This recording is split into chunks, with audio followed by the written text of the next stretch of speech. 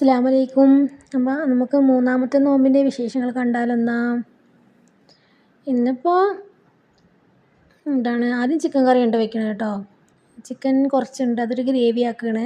കുറച്ചുകൂടി ബിരിയാണി ഉണ്ട്. എന്തായാലും വെറുതെ വെച്ച് വേസ്റ്റ് ആക്കണേ. നോമ്പ് തുറന്ന് പറഞ്ഞാൽ അധികം ഒന്നും കഴിക്കുമൊന്നുമില്ലല്ലോ. ഇക്കയും കഴിക്കില്ല, ഞാനും അതെ. പള്ളിയിൽ നിന്ന് കഞ്ഞി കിട്ടുന്നുണ്ട്, അതും ഞാൻ എണ്ണക്കടി എന്തായാലും ഉണ്ടാക്കുമല്ലോ. അപ്പോൾ അതും വെള്ളം തന്നെ കുടിച്ച വയറ് ഫുള്ളാവും. അപ്പോൾ എന്തുണ്ടായാലും കുറച്ചേ വേണ്ടുള്ളൂ. അപ്പോൾ പിന്നെ ഇപ്പോൾ അതുള്ളത് കൊണ്ട് ഞാൻ പിന്നെ ഇന്നിപ്പോൾ വേറെ ഒന്നും ഉണ്ടാക്കില്ല വിചാരിച്ചു കേട്ടോ. ഇറച്ചി ഉണ്ട് ഫ്രിഡ്ജിൽ, അപ്പോൾ അത് ഇറച്ചി എടുത്തിട്ട് ഞാനിതാ നല്ല ഗ്രേവി ഉണ്ടാക്കുകയാണ്. നമ്മുടെ സാധാരണ പട്ട, കറാമ്പ്, ഏലക്കയൊക്കെ ഇട്ടിട്ട് അതിന് ശേഷം ഉള്ളിയിട്ട് തക്കാളിയൊക്കെ ഇട്ട് വാട്ടിയിട്ട് പേസ്റ്റ് ഇടുക. മുളക് പൊടി, മല്ലിപ്പൊടി, മഞ്ഞൾപ്പൊടി, ഗരം മസാല, ചിക്കൻ മസാല ഇതൊക്കെ ഇട്ട് നന്നായി വഴറ്റിയെടുക്കേണ്ടത്. പ്രത്യേകിച്ച് പറയണമെന്നില്ല, ഡീറ്റെയിൽ ആയിട്ട് പറയാത്തതുകൊണ്ട് ഞാൻ കുറേ വീഡിയോസ് ഒക്കെ ഇട്ടിട്ടുണ്ടല്ലോ. വീഡിയോ ഇഷ്ടപ്പെട്ടാൽ മാത്രം എല്ലാവരും കണ്ട് ലൈക്ക് ചെയ്യുക, ഷെയർ ചെയ്യുക, സപ്പോർട്ടൊക്കെ ചെയ്യുക കേട്ടോ. പിന്നെ നിങ്ങളുടെയൊക്കെ നോമ്പിൻ്റെ വിശേഷങ്ങൾ പറയൂ. ഇന്നിപ്പോൾ ഇൻഷാ അള്ളാ അങ്ങനെ നോമ്പ് 3 കഴിഞ്ഞു, 4 ആയില്ലേ. ഇന്നലത്തെ വീഡിയോ കേട്ടോ അത്. കാരണം നെറ്റ് വീഡിയോ ഇടൽ നടക്കണില്ല. അപ്പോൾ ഞാൻ രാവിലേക്ക് ആക്കിയതാണ്. പിന്നെ അതാ ബിരിയാണി ചൂടാക്കിയെടുത്തു. പിന്നെ ഇപ്പോൾ അതാ കട്ട്ലേറ്റിനുള്ള മസാല ഉണ്ടാക്കുകയാണ്. അതിനും ചിക്കനും ഉരുളൻകിഴങ്ങും കൂടി വേവിച്ച് വെച്ചിട്ടുണ്ട് അവിടെ. അപ്പോൾ അതൊന്ന് ചട്ടിയൊക്കെ വെച്ച് ഉള്ളിയൊക്കെ വാട്ടിയെടുത്തതാണ്. മല്ലിയിലയും കറിവേപ്പിലയൊക്കെ ഇട്ടു.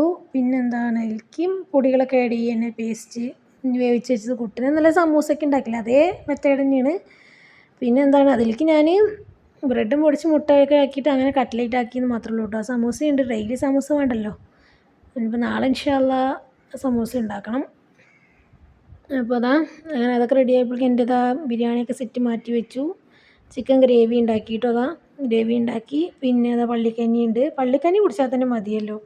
ഞാൻ ഷെയ്ക്ക് പോലെയൊക്കെ ഉണ്ടാക്കും പഴം കൊണ്ട്. അതൊക്കെ കുടിച്ച് വെള്ളം കുടിച്ച് വരുന്നില്ല. അതുകൊണ്ട് ഭക്ഷണം അധികമായിട്ട് വേണ്ട. ഞങ്ങൾ പിന്നെ നിസ്കാരമൊക്കെ എല്ലാം നോമ്പ് തുറന്നതിന് ഒന്ന് കടന്ന് എണീച്ച് എന്തൊക്കെയാണ് നിസ്കാരവും കഴിഞ്ഞ് എല്ലാം കഴിഞ്ഞിട്ട് 9-10 മണിയാകുമ്പോഴാണ് ഭക്ഷണം എന്തെങ്കിലും കഴിക്കുകയുള്ളൂ. പിന്നെ ലഘുവായിട്ട് കുറച്ച് തന്നെ കഴിക്കുകയുള്ളൂ. നോമ്പ് തുറന്നാൽ പിന്നെ അധികം ക്ഷീണവും വരും. നോമ്പുള്ളവരെ ക്ഷീണം ഉണ്ടാവില്ല, നോമ്പ് തുറന്ന് എന്തെങ്കിലും വയറ്റിൽ പെട്ടാലാണ് ക്ഷീണം വരിക. നിങ്ങൾക്കൊക്കെ എങ്ങനെയാണ്? നിങ്ങളുടെ കമൻറ്റ് പറയട്ടോ. പിന്നെ കട്ട്ലേറ്റൊക്കെ പൊരിച്ച് വേഗം എടുത്തു. അപ്പോഴേക്കും വാങ്ങി കൊടുക്കാനൊക്കെ ആയിട്ടോ. കുട്ടിയെ കൊണ്ടുവന്നിട്ട് ഇക്ക വർക്കിന് പോയി നേരത്തെ വന്നു. വെയിലായതുകൊണ്ട് പാവം നേരത്തെ വരുന്നുണ്ട്. ചിലപ്പോൾ പോവില്ല, ചിലപ്പോൾ പോകുന്നുണ്ട്.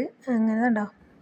ഇതെന്താ ഷേക്ക് മറ്റേ റോബസ്റ്റ് പഴം, ഈത്തപ്പഴം, പാല്, പഞ്ചസാര, ബദാമിൻ്റെ പൊടി കേട്ടോ. ഇതിട്ട് അടിച്ച് നല്ല കട്ടിയിൽ കുറുക്കിയെടുക്കുക. എന്നിട്ട് നമ്മുടെ കസ്കസ് ഇടുക. തണുത്ത വെള്ളം ഒഴിക്കണം കേട്ടോ. അടിപൊളിയായിട്ടുണ്ടാവും. നല്ല കട്ടിയിൽ ഉണ്ടാക്കണം. അതാണ് നമ്മുടെ ഈ പഴത്തിൻ്റെ ഷേക്ക്. ഹോർലിക്സ് കുറച്ചിട്ടാൽ മതി കേട്ടോ. പാലൊക്കെ കുറച്ച് മതി, കാരണം 2-3 ഗ്ലാസ്സിനേ ഉള്ളത്. കാരണം വെള്ളം പോലെ ആക്കാൻ പാടില്ലല്ലോ. ഒരുപാട് വെള്ളം പോലെ ആകിയാൽ രസം ഉണ്ടാവില്ല. കാരണം ഇത് നല്ല ഷേക്കല്ലേ, അപ്പോൾ അങ്ങനെ തന്നെ ഉണ്ടാക്കണം കേട്ടോ.